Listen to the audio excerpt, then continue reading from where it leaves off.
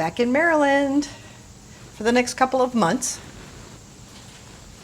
at my base camp with family. I have a room here whenever I want.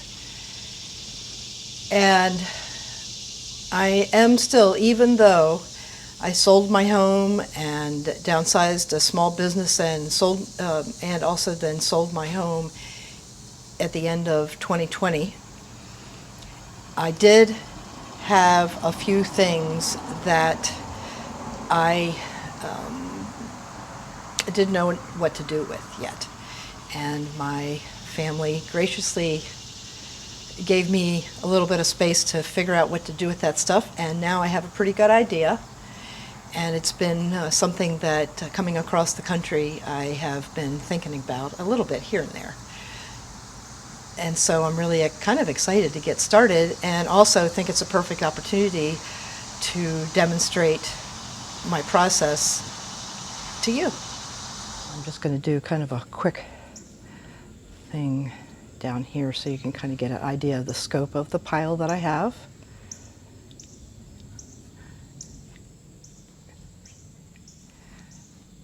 It is categorized.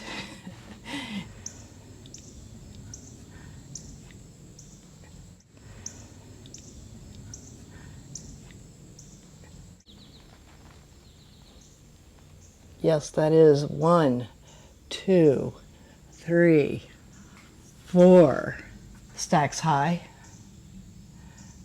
plus this one a little on the side. Various and sundry things that I could get in there.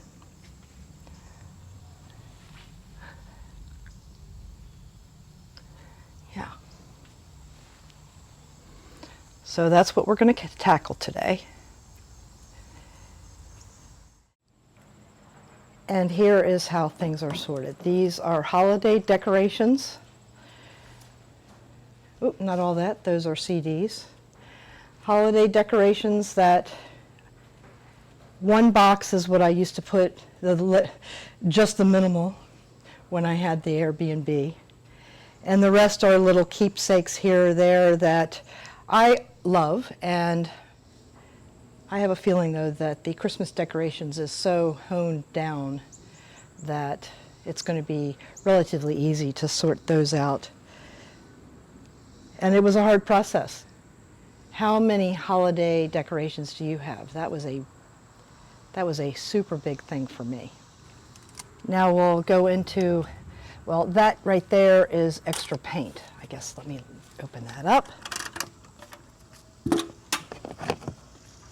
Oh, look, can you see it?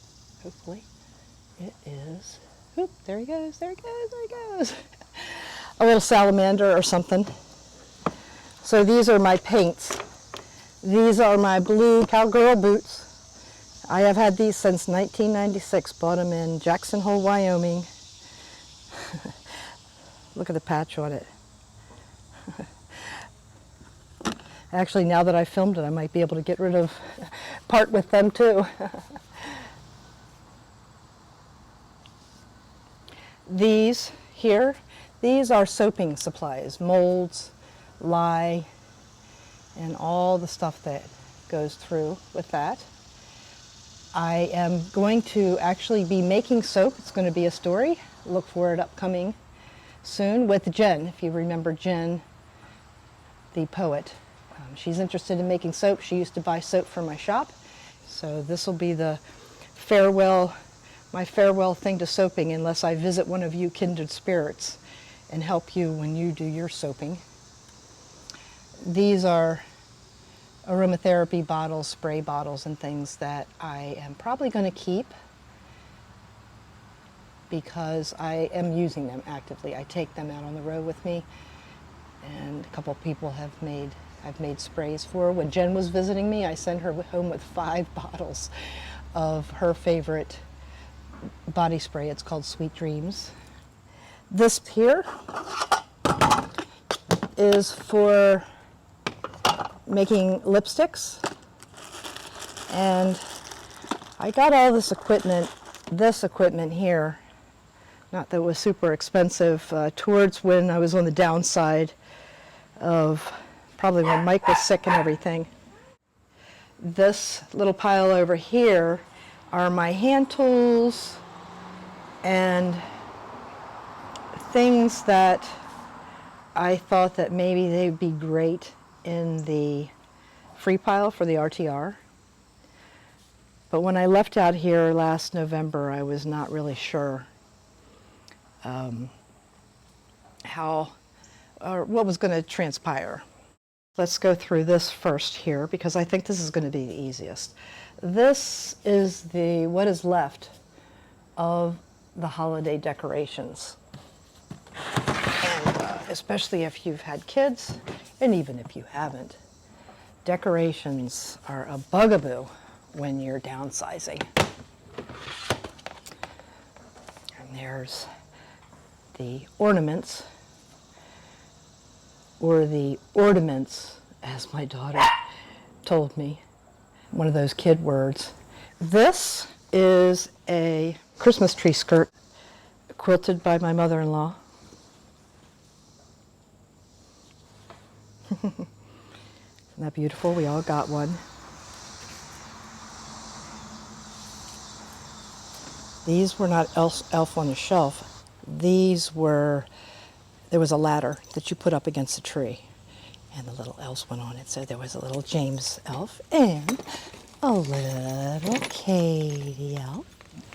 Katie came home when she was first getting spelling tests and came home and said, "You are not going to believe that I have been saying ornament wrong all these years."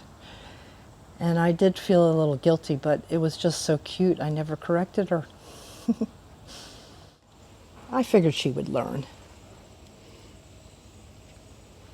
And pretty much we still call them ornaments. I made some vignettes of the things that I got left. There's the Christmas decorations, but I'm going to first start with fall. I did have all the seasons, but I don't know where the spring ones are. Maybe they're in another place, but maybe I just got rid of them. So this is what I had left for the fall. The things across the bottom, the garland and all that, that was mainly in my shop, and I just got those at the dollar store. What I really want, though, to share with you is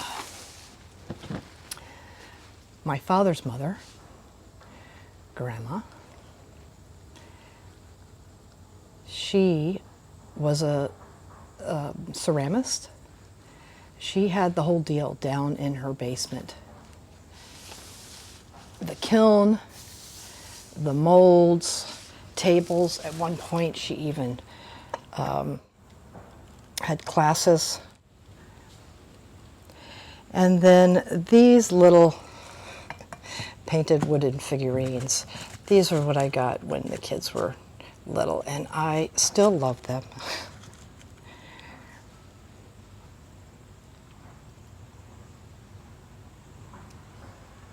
If I really stayed someplace on my van, I'd probably tuck them in somewhere. And I'm sure these are going to go to a really good home in the family. And now over here, these fabrics, I always had little fabrics around, and I'm probably going to put these in the van. This is just a little round one, and this is a little runner.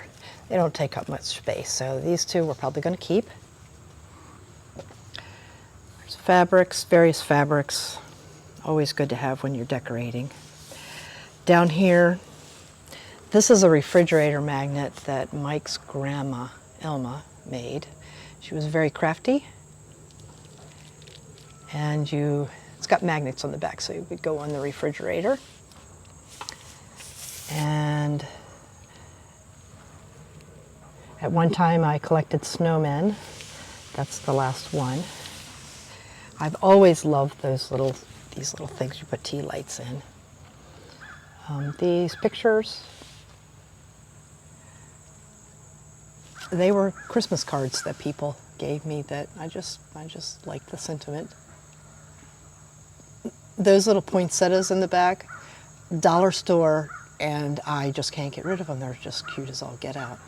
That angel was on our tree the whole time that the kids were little.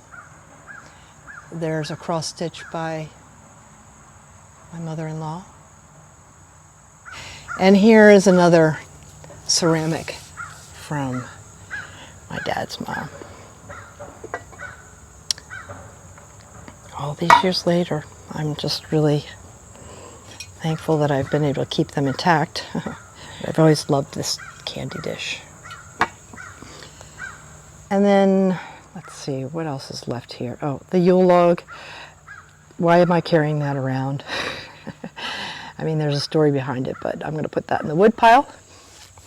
Up here, garland, and this poinsettia. It is on its last legs. I think I got that from Lillian Vernon or something. It folds up, but I have always loved it. It's been a kind of a focal point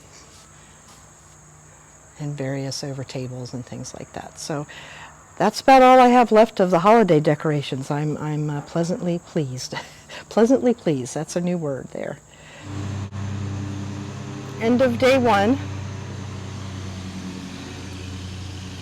Full trash can. I actually went through that box of ornaments and was able to combine it into, a lot of it was, I was able to part with.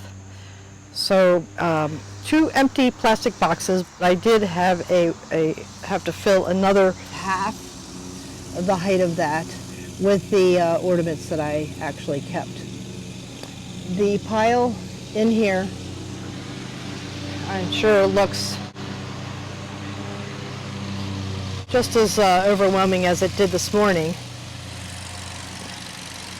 And yet we really did make progress.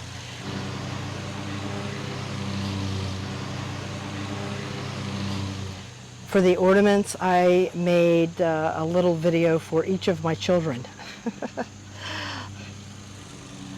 I kept the ornaments that seemed special to me. Ornaments that had stories of relatives. And now my kids will know the stories of ornaments and not just find a box of it. This whole process here is a microcosm of the macrocosm that I started when I started this downsizing.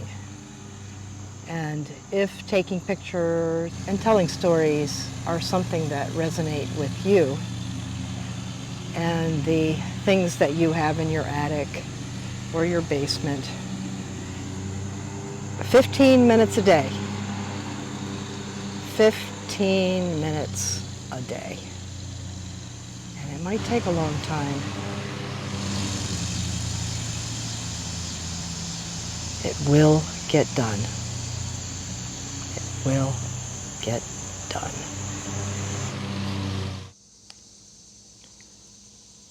Day 2 sorting session. The pile doesn't look much smaller than it did yesterday, but I did remove 2 big totes.